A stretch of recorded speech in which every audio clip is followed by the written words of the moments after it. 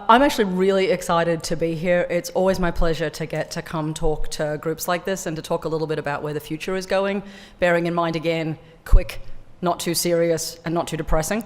I can manage two of those, but not the third, and you get to guess at the end which one it will be. So I thought what I'd do a little bit was talk a little bit about where I think the future is going. I wanted to kind of frame it in a very particular way, which is using this notion that the future is not actually somewhere else, it's already here. Ken did a really lovely job of introducing me there. The only other things you need to know is, although the accent will drift over the next 25 minutes, I am actually Australian born and raised.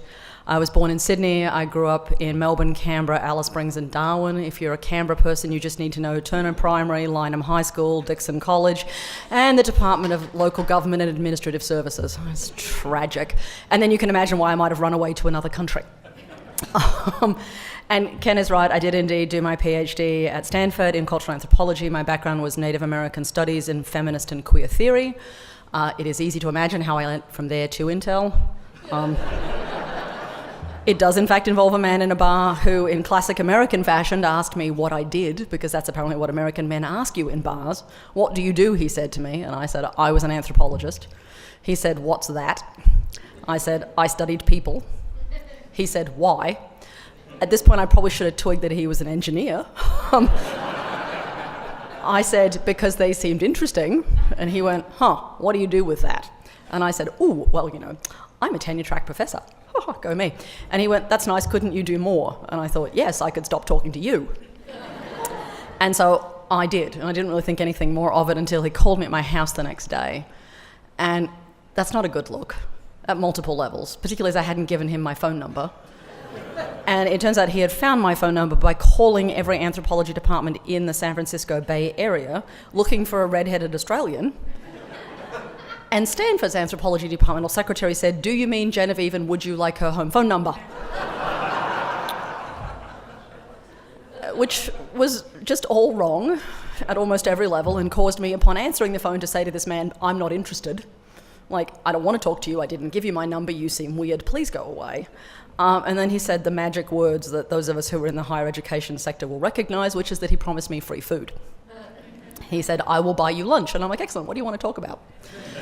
And one thing led to another, and I have spent the last nearly 20 years at Intel. My job at Intel over that period of time was to think about how did you use social science, design, and I would basically say humanities skills to work out what it is that people cared about, what frustrated them, what mattered to them, what they wanted for their kids, their families, their communities, and how to use all of that as part of the innovation process.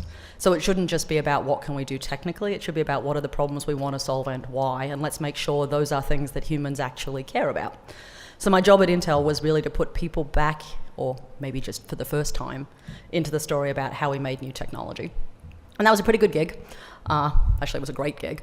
And the last 5 years of that was spent standing up, or starting, and then co-running our first strategy office at Intel. So my job over the last couple of years has been to think about what will the next 10 years of the world look like? How do we think about the intersections of technology, culture, society, governance, and public policy, and what that world might look like?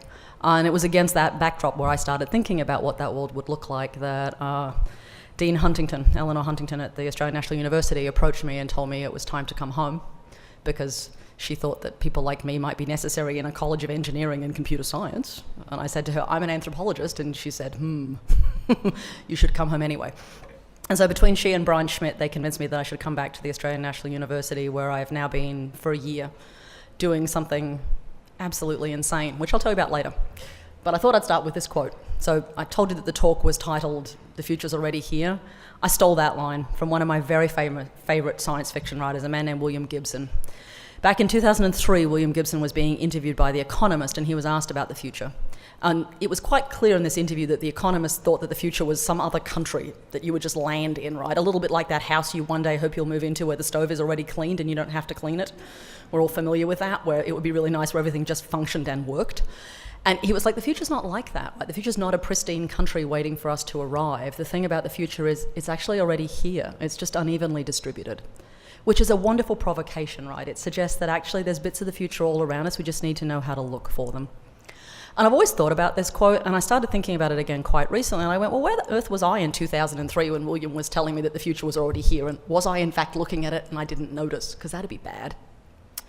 And I went about looking through my various files, and I found this photo. I didn't take this photo. It was taken by a colleague of mine at RMIT, a wonderful woman named Larissa Horath.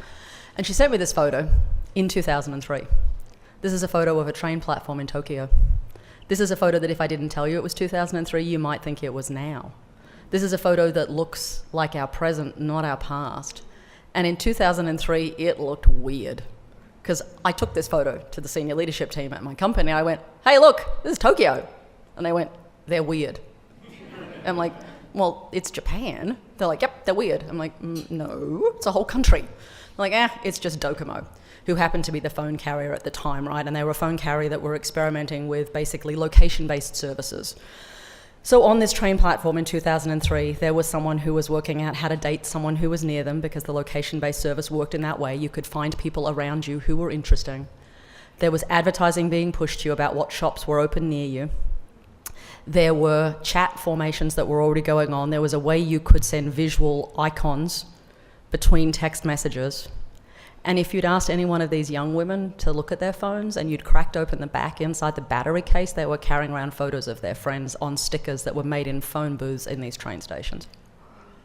And we did all of those things. And we looked at that and we went, wow, like phones are going to have maps and they're going to know where we are and they're going to know who's around us and they're going to have our social networks in them and our friends and our photos. Like, what's that going to be? And the vice president of research at my company went, nah, it's just Japan. That's just Docomo. They're just weird. That is not the future. That is an outlier. And I spent a lot of time going, I'm sure you're wrong, but I couldn't prove it. Of course, now I can. It turns out that was the future in 2003 on a train platform in Tokyo, because all that stuff, we now do all of that, right? And we take it absolutely for granted. But explaining it back then felt very, very strange indeed. So I thought what I would do, if it was okay with all of you, was tell you 5 stories about now that I think are actually stories about the future. And then imagine what is that future that I'm telling you a story about. And the first one starts with robotic vacuum cleaners, because I think, all stories about the future should commence with robotic vacuum cleaners. In no small part because it turns out robotic vacuum cleaners are the largest install base of robots anywhere on the planet. So if someone tells you the robots are coming to kill you, what you have to remember is if you can climb stairs, you are still safe. Not so good if you're an asthmatic, but this is what it is. The robot apocalypse will happen at ankle height and it will whir a great deal. And it's not particularly efficient. So for a long time I thought Roombas were really interesting for just that reason alone, right? There's 10 million of them on the planet. It's the robot apocalypse. Seems pretty benign. Until last year. Last July, the CEO of the company that produces these vacuum cleaners announced a new plan for making money. And he said something kind of extraordinary. He said, listen, we have 10 million of these things and they've been running around in people's homes collecting dirt and dust and debris. We've also been mapping your homes. We know where your doors are. We know where your furniture is. We can actually guess by the dust how many people are living in your home. 20% of these vacuum cleaners have downward-facing cameras, so we actually know the brands of your furniture. And he said, so we thought we'd sell all that data. And a whole lot of people went, huh. So that vacuum cleaner, which seemed like a really good thing because I didn't have to vacuum, turns out to have been spying on me the entire time and now is willing to talk to other people about my house. And initially they said, oh, we'll just do it at aggregate, so it won't be your house or your house, it'll be all of our houses. But we know that data doesn't work that way, right? Now, it took them about a week to back out of that proposition because that didn't seem like a good idea, and many people who had Roombas went, oi! I'm sure they didn't quite say it like that, but in my head they went, oi, mate, what the hell are you doing? Like, back away from my vacuum cleaner. Like, dust, yes, data, no. And now imagine that we live in a world entirely full of internet-connected objects that are not just sucking up dirt, but sucking up data. They all know things about us. Every single one of you has an object somewhere in your life that is like this, that you haven't thought was like this. Your Apple Watch, your Fitbit, if you have a smart speaker system, if you have a navigation system in your car, all of those things know things about you, and you're not the only person they're telling. So one of the futures that's already here is that we are surrounded by objects that collect data about us, and we don't own that data, and we don't know where it's going, and we don't always have rights in it. Certainly not in Australia or in the United States. In Europe, it's a different proposition. But in the US, there's already court cases ongoing where computational objects, not quite the vacuum cleaner, but certainly your watch, is now being used to testify against you. You say you were in bed asleep, your watch says you were out somewhere else engaged in quite aggressive activity, possibly illegal. And there is nothing to stop your watch being asked to testify against you. Now, in a perfect world, that would be covered by spousal privilege. It turns out not to be in this world. So, future that's already here, data. And it's not what it looks like. Second future that's already here has to do with algorithms. So, if data is the thing we talk about a lot, algorithms are a thing we don't talk about so much, but an algorithm's not that complicated. It's just a logical proposition that says if A, then B. And it used to be the case that algorithms were built by humans. We determined if this happens, then you should do this other thing. They were conditional statements. If you have a washing machine with a wool cycle on it, you have an algorithm in your home. Turns out computers were also driven by algorithms, and so was the web and the internet. And most of those are pretty straightforward. They were recommendation engines and things like Google and Facebook and Netflix and Apple's iView. And it turns out an online dating service in the United States. And that's where the 13 centimeters comes in. There is an online dating, and it's not what you think. You dirty, dirty, dirty people. It is not what you think. Turns out there's an online dating site, had psychodemographic information, also knew a great deal about you physically. This website matched you based on that. What was unclear to anyone who was participating was that the person who wrote the matching software believed that men did not like women who were the same height as them. Men only liked women who were at least 13 centimeters shorter than them. Well, 10 to 13 centimeters shorter than them. And it wouldn't match people. And it's America, so you know at some point someone complained that he couldn't get a woman who was the same height as him, and it turned out that there was an issue with the software. And it then also became clear that the man who built the software did not understand that desire on the world didn't look exactly like his. And there was an extraordinary conversation basically to the effect of, wait, men like women at the same height as them? Who are these men? Like, where do they come from? I thought, well, men like women who were shorter than them. Surely that's true. Like, that's true, right? Not so much. Now imagine that the world is full of algorithms where the decisions that are made in them are not that benign, where the notion of what set of data matches with some other set of data and what is the conditional activities, that future's already here too, right? It determines everything from your credit scores to your travel worthiness. We know there's at least one country on the planet at the moment that has a social trustworthiness score that determines if you can buy plane tickets. It's not us, but you could do it here. It's not that hard to imagine. The solution to this is usually to say, well, that's okay. We'll stop having humans in the loop. We'll just use data. So we will find the patterns in the data, and the data will drive the algorithms. We'll take humans out of the loop because humans are, of course, messy and complicated. The reality is that data is also messy and complicated. Data is always retrospective. It's always partial, and it's not always true. Looking around the room here, imagine an Australian government department decided that what it wanted to build was a pay parity tool. Because we've been talking about pay parity by gender in this country since my mother was a young woman, so 50 years. And most of the women in the room know we haven't got there yet. And wouldn't it be lovely if you imagined there was a salary tool that just fixed that for all of us? The problem is, what's the data you'd give it to fix it? Because if you fed all of female salary data into that over the last 50 years, that actually wouldn't go really well for us. Now, if we just used all of male salary data, that would be excellent, but that's not how data works, right? So imagine if you use data to get rid of human bias, you're just making the human bias a little bit more invisible because the data carries it too. So that's story of the future, number 2 that's already here. Number 3 involves privacy. So this is the active part of the program. Does anyone know where that sign might come from? It's from America. Yes, you are required to say something now with your out loud voices. Any guesses where that sign might be found in America? Facebook, haha, no. But well done you.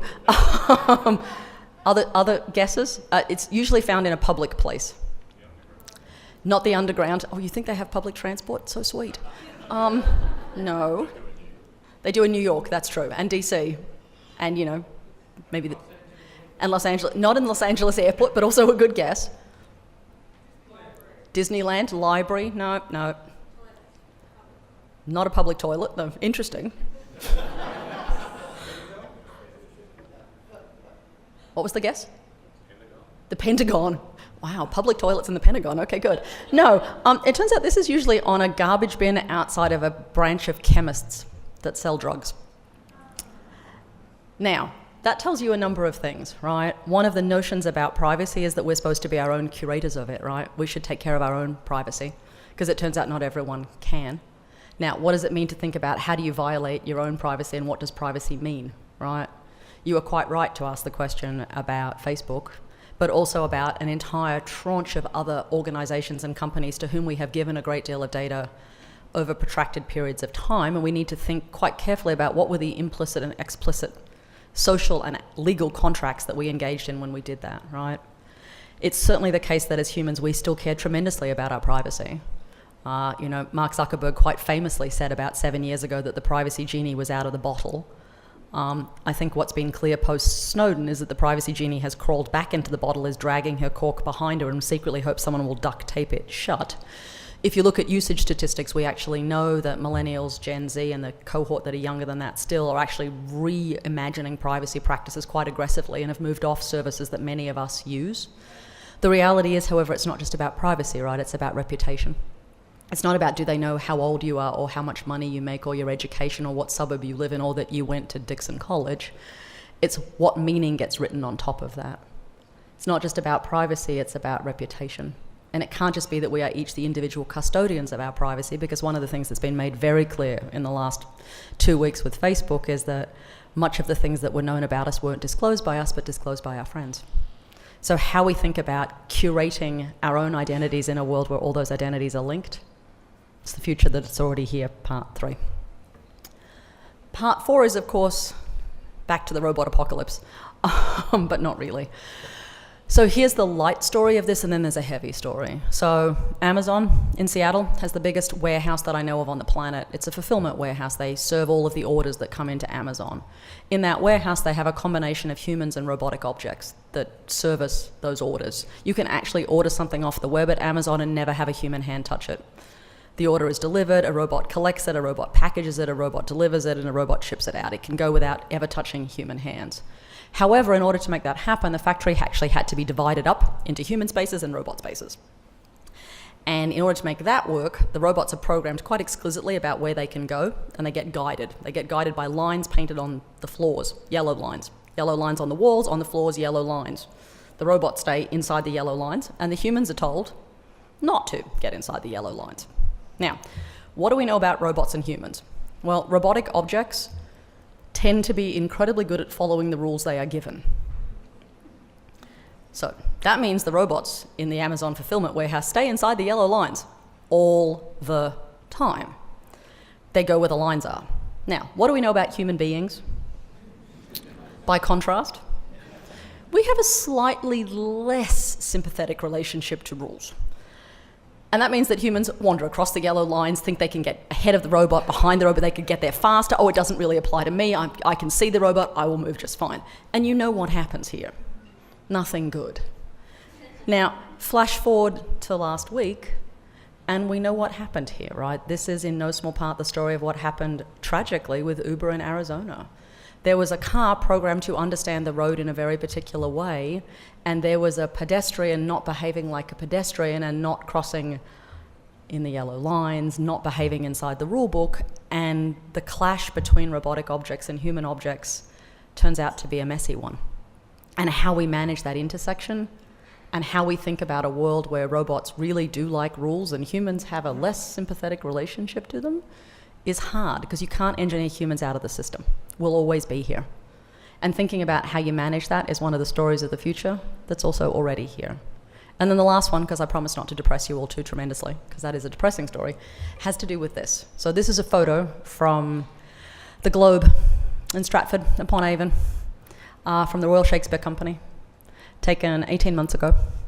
And 18 months ago, the Royal Shakespeare Company, in partnership with my other employee, Intel, and the Imaginarium, the company that made Gollum inside Lord of the Rings, decided to stage The Tempest like it had never been done before. And we used real-time motion capture and a motion capture suit and made Ariel fly in real time every night and every matinee. We made that theatre into something no one had ever seen before. There is so much computation hiding in that photo that you could keep the space shuttle in space. There are multiple supercomputers inside that room. And guess what? None of it was about productivity and efficiency.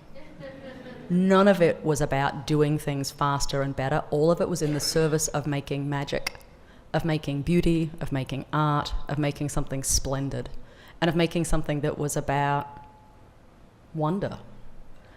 And so if there's a hopeful story about the future, is that not all stories about the future have to be about productivity and efficiency. Some of them are also about that technology will be used to make beautiful things and wonderful things. And imagining what the metrics are we want to impose on that future that's coming is also a conversation about how do we look around us and say not all futures have to be about efficiencies and productivities. They're also about the other things that make us human.